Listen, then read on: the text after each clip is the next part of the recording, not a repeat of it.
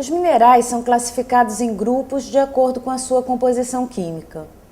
Vamos ver a seguir exemplares de alguns grupos que, além de muito bonitos, são importantes pela sua abundância ou por seu valor comercial. Vamos começar pelo grupo dos silicatos. Você se lembra da composição química da crosta terrestre que nós estudamos nas aulas 3 e 4? Os elementos químicos mais abundantes são o oxigênio, 46%, e o silício, 28%. Não é de se espantar que o grupo dos silicatos seja o mais abundante na crosta terrestre. O oxigênio e o silício formam uma molécula como o tetraedro dessa figura. Os 4 átomos de oxigênio ocupam os vértices da estrutura e o átomo de silício ocupa o centro.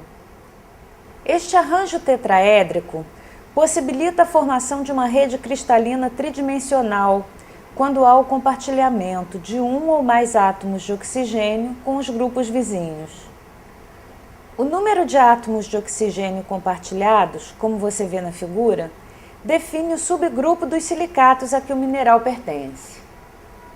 Quando os tetraedros não estão polimerizados, temos o grupo dos nesosilicatos. O topázio, que você vê nessa bela amostra, é um exemplo de mineral deste grupo. Observe como a cristalização foi perfeita, resultando numa transparência pouco comum em um exemplar tão grande quanto este. Quando os tetraedros estão polimerizados formando cadeias, temos o grupo dos inosilicatos, que são importantes formadores de rocha. Eles constituem aproximadamente 16% das rochas da crosta terrestre.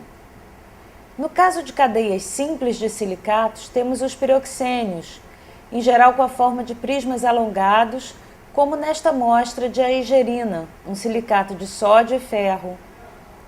O mineral escuro associado com quartzo nessa outra amostra é a augita, outro piroxênio que possui na sua composição sódio, cálcio, ferro e magnésio.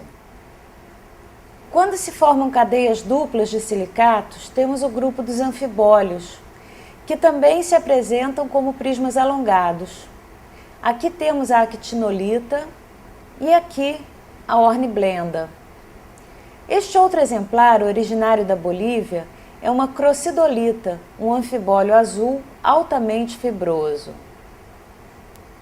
Quando 3 dos 4 átomos de oxigênio do tetraedro estão compartilhados, se formam estruturas em folhas típicas dos minerais do subgrupo dos filosilicatos.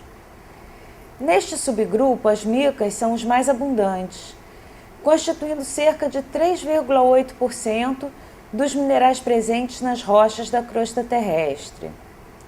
Devido à sua estrutura cristalina, a clivagem das micas é perfeita em uma direção, o que serve também para sua identificação. Já quando todos os átomos de oxigênio estão compartilhados, se formam estruturas tridimensionais características dos tectosilicatos. Neste subgrupo temos os feldespatos, que são os minerais mais abundantes da crosta, constituindo cerca de 69,5% das rochas. A albita é um feldespato de cálcio.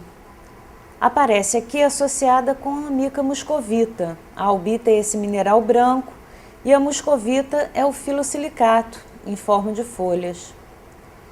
Vemos agora exemplos de feldespatos de potássio, como a microclina, o ortoclásio e a amazonita. Outro mineral importante desse grupo é o quartzo, que corresponde a 12% das rochas da crosta. O quartzo apresenta muitas variedades em sua coloração, como a ametista, o citrino e o cristal de rocha, por exemplo.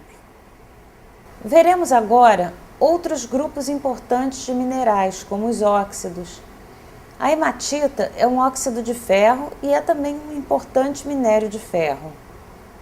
Este outro exemplar é formado por óxido de manganês. O grupo dos sulfetos também é importante. Aqui temos exemplos da galena, um sulfeto de chumbo, e da pirita, sulfeto de ferro. Observem o brilho dessa amostra de galena e como é interessante que um mesmo mineral possa se apresentar com diferentes formas. A pirita é conhecida como ouro dos tolos por causa de sua cor amarelada e, em geral, forma pequenos cubos com faces estriadas. Observem que esses minerais não foram lapidados, eles ocorrem na natureza com estas formas. Existem elementos que ocorrem isolados na natureza e compõem o grupo dos elementos nativos. Vamos observar amostras de ouro nativo e cobre nativo, sendo que esse aparece aqui na forma dendrítica, lembrando as nervuras de uma folha. De acordo com a classificação química, existem ainda outros grupos de minerais, como os alóides.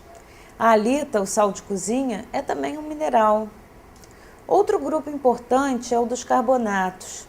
A calcita, carbonato de cálcio, é o principal constituinte dos calcários e mármores. Esse exemplar apresenta grande transparência e podemos observar a birrefringência, ou seja, a dupla refração dos raios luminosos ao atravessar o mineral.